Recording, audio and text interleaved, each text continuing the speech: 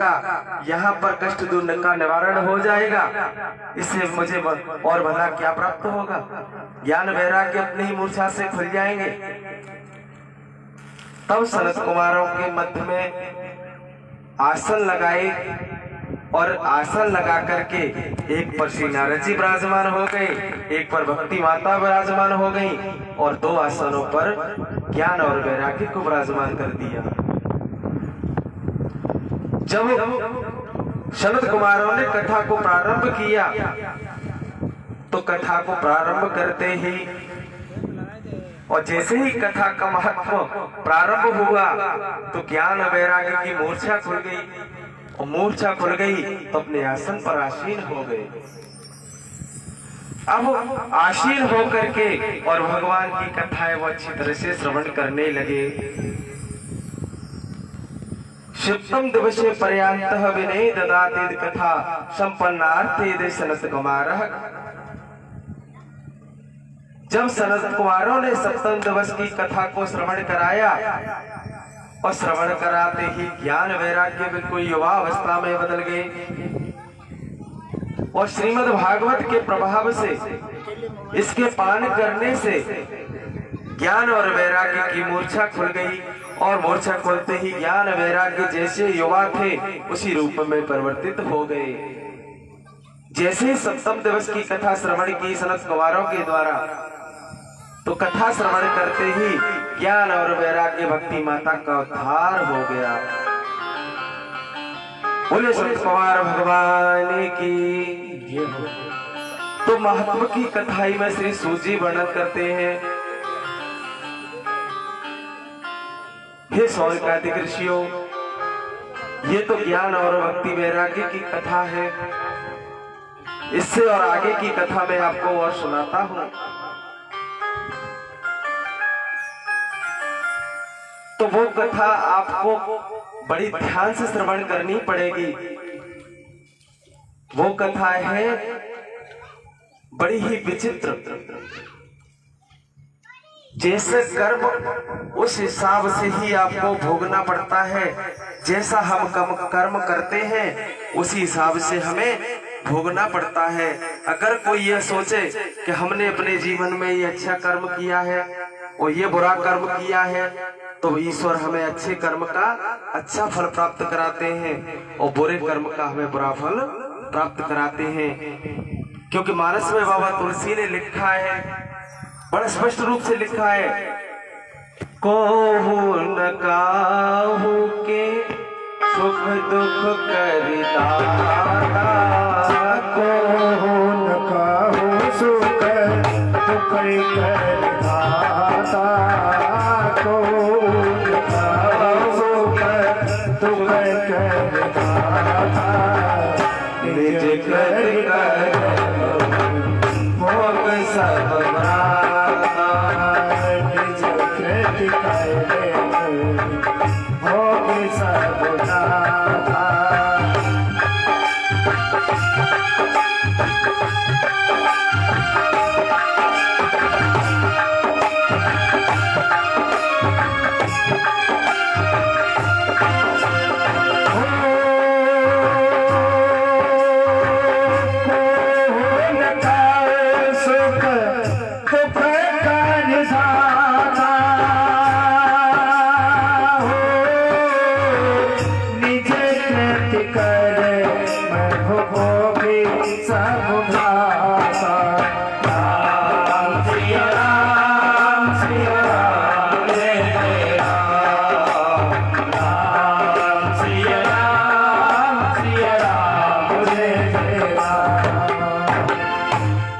तो श्री सूजी वर्णन करते हैं कि सौनकादिक ऋषियों,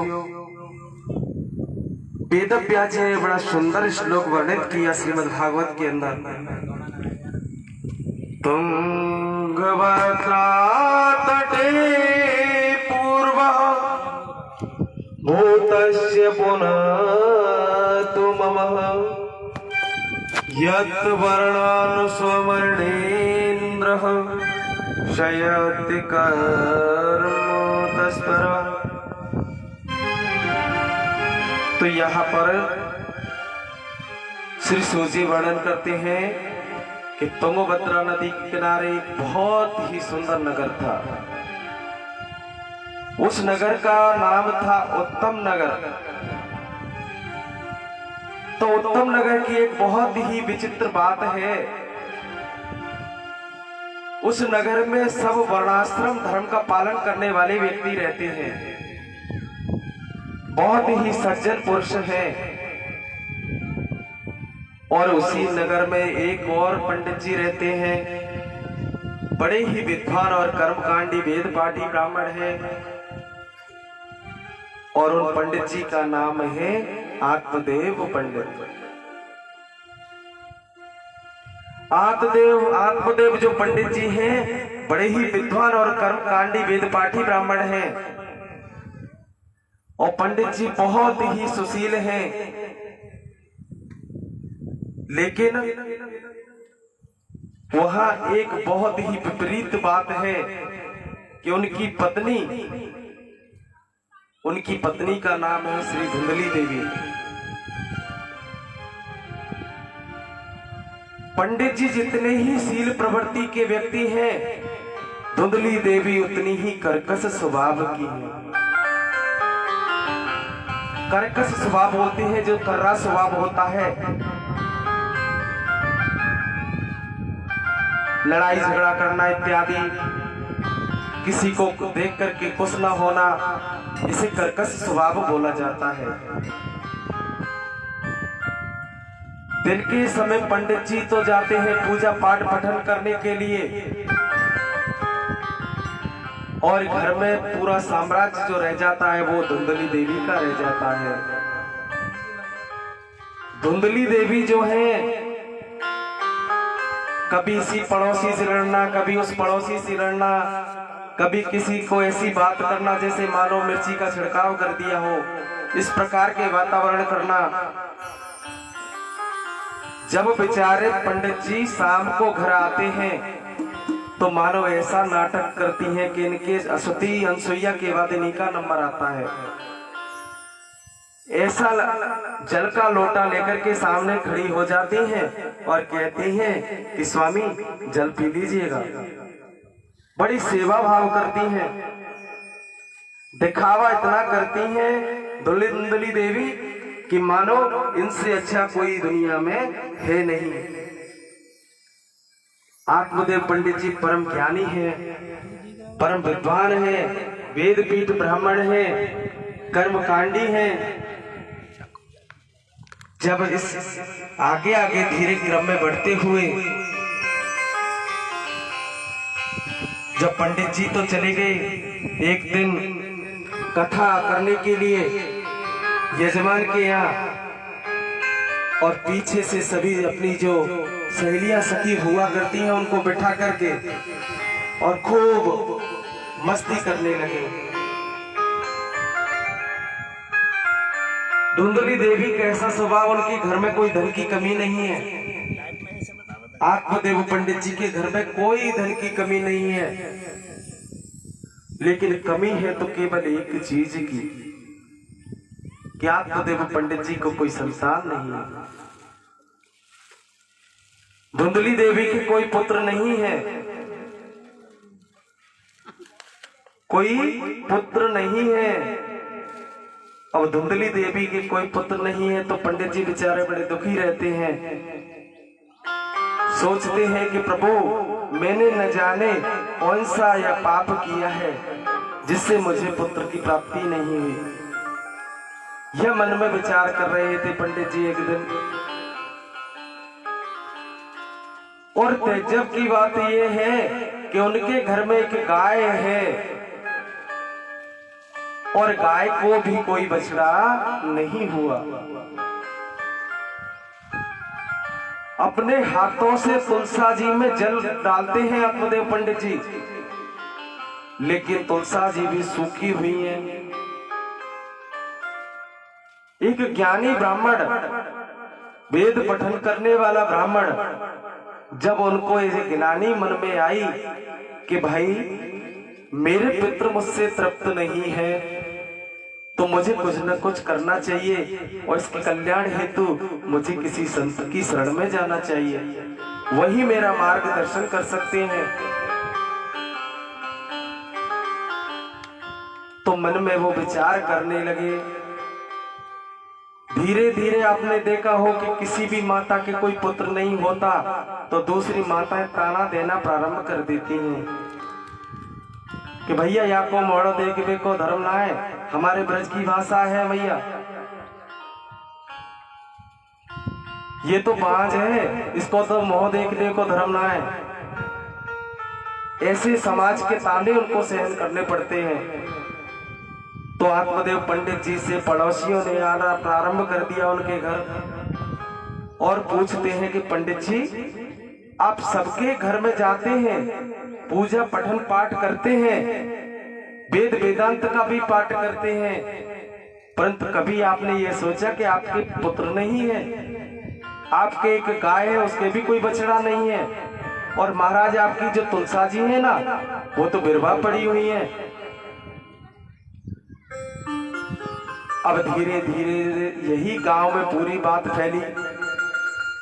अब गांव में बात फैल गई तो सभी धीरे धीरे आए और पंडित जी के घर आकर के धुंधली देवी से सभी बात करने लग गए कि धुंधली जी, आपके तो कोई संतान नहीं है और आपकी गाय के कोई बछड़ा नहीं है, आपके घर में तुलसा जी है वो भी सूखी हुई है, लेकिन उनको क्या फर्क पड़ने वाला। लेकिन बेचारे आत्मदेव पंडित जी बड़े दुखी रहने लगे, मन में विचार करने लगे कि मुझे अपने कल्याण हेतु, हे ईश्वर, ऐसा मैंने क्या पाप कर दिया जिससे मुझे आज ये दिन देखना पड़ रहा है, सबके ताने सहन करने पड़ रहे हैं। हे गोविंद, मैंने सिवाय आपकी भक्ति के दूसरा कार्य नहीं किया, इसके पश्चात भी मुझे कोई पुत्र की प्राप्ति नहीं हुई। तो आत्मदेव पंडित जी वन की ओर चले गए। अब आत्मदेव पंडित जी वन की ओर चले गए तो वहां पर जाकर के एक वृक्ष के नीचे बैठ गए और भगवान का चिंतन करने लगे। तो भगवान का चिंतन कर रहे हैं आत्मदेव पंडित जी। अब चिंतन करते करते उन्होंने देखा कि वहां से एक संत महात्मा निकल के जा रहे थे। तो संत महात्मा की जब नजर आत्मदेव पंडित जी पर पड़ी तो उनकी तरफ देखा और कहने लगे कि हमें इनके पास जाना चाहिए, क्योंकि संत का हृदय जो होता है बड़ा कोमल होता है। संत का जो हृदय होता है ना बिल्कुल कोमल होता है, क्योंकि मानस में बाबा तुलसी ने भी लिखा है कि संत हृदय नवनीत समाना,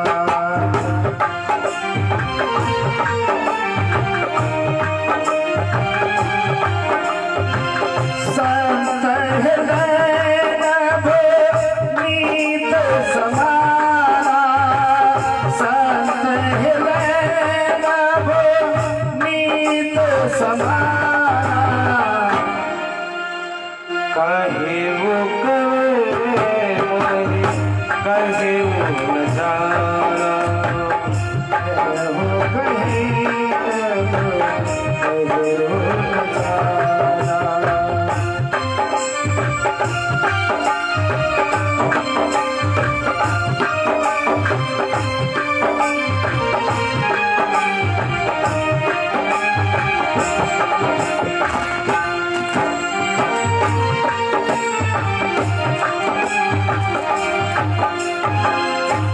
संत का जो हृदय होता है ना वो एक मक्खन की तरह होता है। मक्खन को आप जैसे दूध को शाम को जमा करके उसमें से मक्खन निकालते हैं ना, तो मक्खन को अगर थोड़ा सा ताप लग जाए तो वो पिघल जाता है। ऐसे ही संत का हृदय है कि किसी पर अगर कष्ट देखा तो संत का हृदय बड़ा कोमल होता है। ऐसे पूज्य हमारे महाराज श्री भी हैं।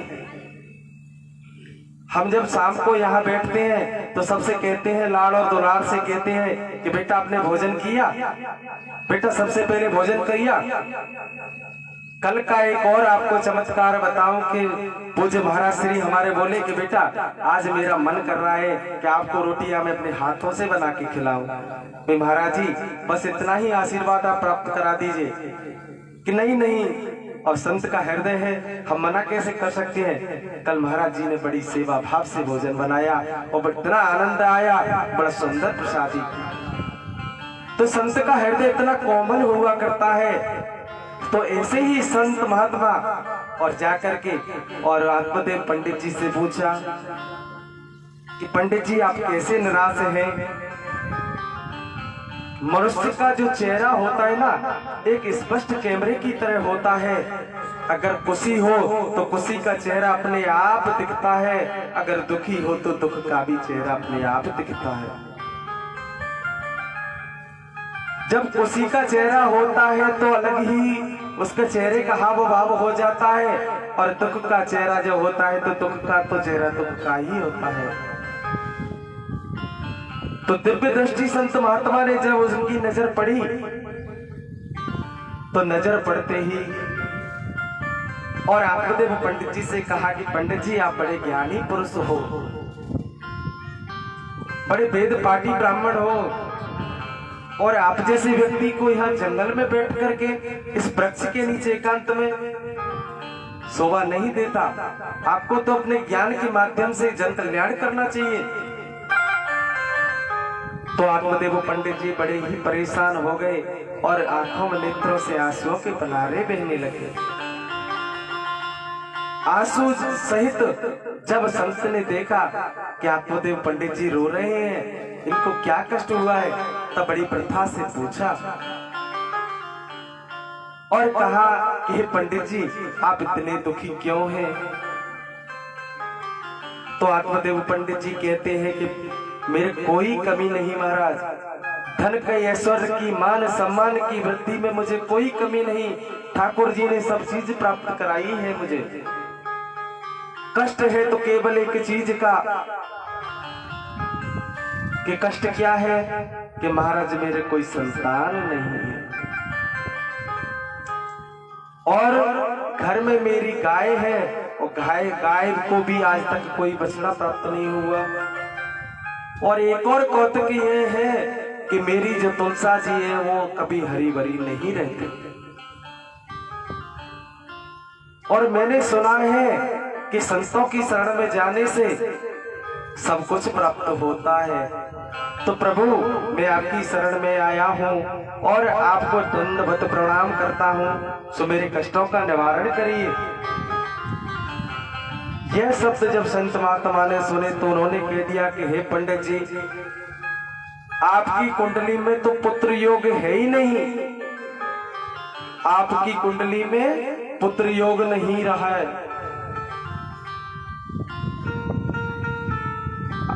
तो संत महात्मा से आत्मदेव पंडित जी कहने लगे कि महाराज संतों की वो कृपा है कि कुंडली को भी बदल देते हैं। ऐसों की संतों की ऐसी महिमा बताई है, अगर संत हृदय से आशीर्वाद प्राप्त कर दें तो समझ लेना हमारा कल्याण हो गया। तो आत्मदेव पंडित जी उनके चरणों में लेट गए और कहा कि महाराज मैं आपको यहाँ से जाने नहीं दूंगा जब तक आप मुझे पुत्र प्राप्ति का वरदान नहीं दे देते। तो आत्मदेव पंडित जी बड़े रुदन करने लगे। तो संत महात्मा का हृदय बड़ा कोमल होता है। तो संत महात्मा बड़े प्रसन्न होकर के बोले कि चिंता न करो, हम आपको आशीर्वाद के रूप में एक पुत्र प्राप्त कराते हैं, और ये फल जो है वो अपनी पत्नी को खिला देना। इस फल के प्रभाव से आपके पुत्र की प्राप्ति हो जाएगी, क्योंकि विद्वानों ने भी कहा है कि मोर वचन पड़ जाए फीका, और वचन चाहे पड़ जाए फीका, मोर वचन चाहे पड़ जाए फीका, मोर वचन चाहे पड़ जाए फीका, सत वचन पर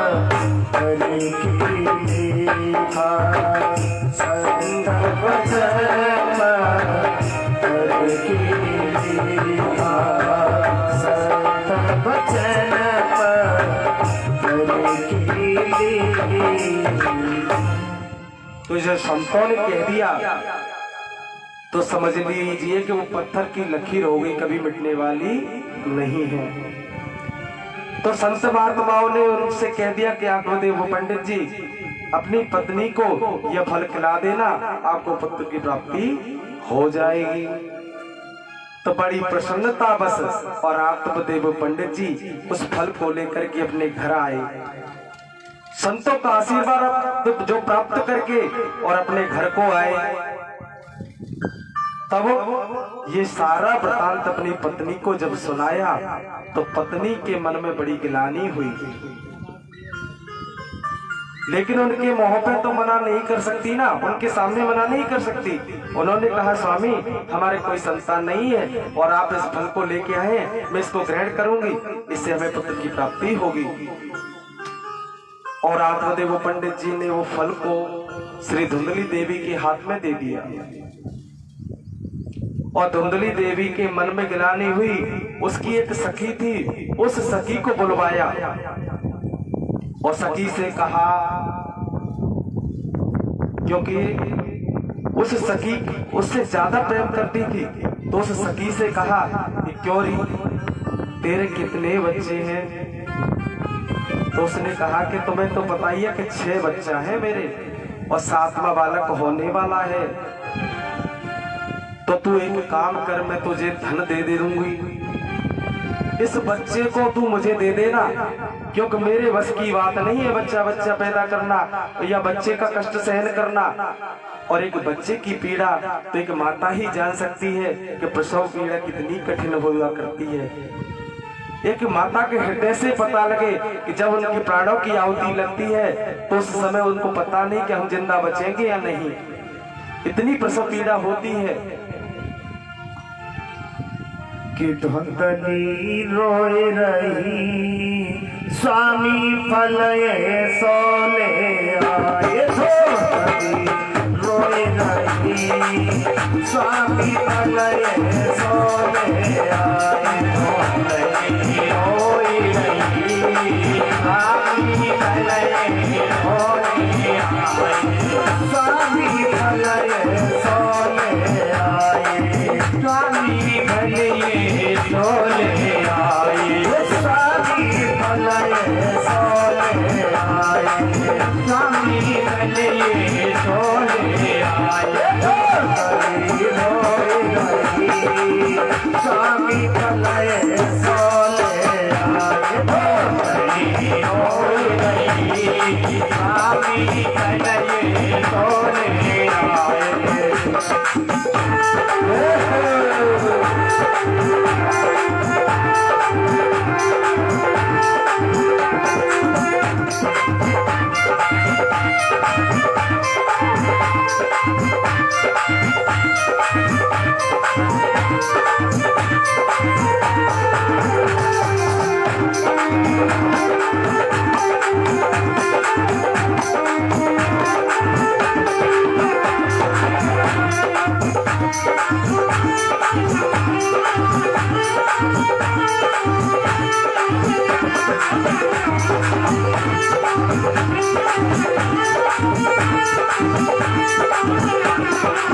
जाय खाओ मेरो पेट बढ़ेगो, जाय खाए मेरो पेट बढ़ेगो, जाय खाओ मेरो उदर बढ़ेगो, जाय खाओ मेरो उदर बढ़ेगो, खान पान मेरो सब बिगड़ेगो, खान पान मेरो सब बिगड़ेगो, खान पान मेरो सब बिगड़ेगो, खान पान मेरो सब बिगड़ेगो। लग जाएगी स्वामी भले सोले आए, धुंधली रोए रही स्वामी भले सोले आए, धुंधली रोए रही स्वामी भले सोले आए, धुंधली रोए रही स्वामी भले सोले आए।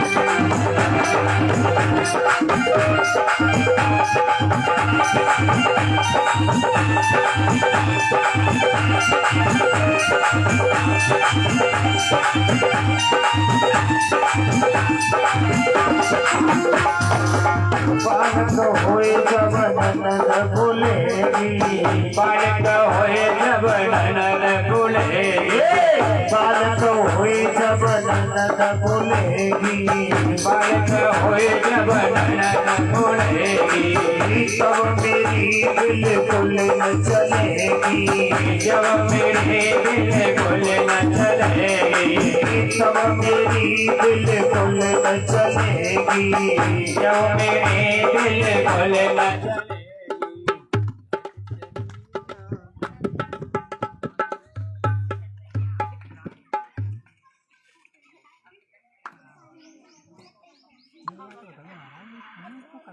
कुछ दिवस बाद जब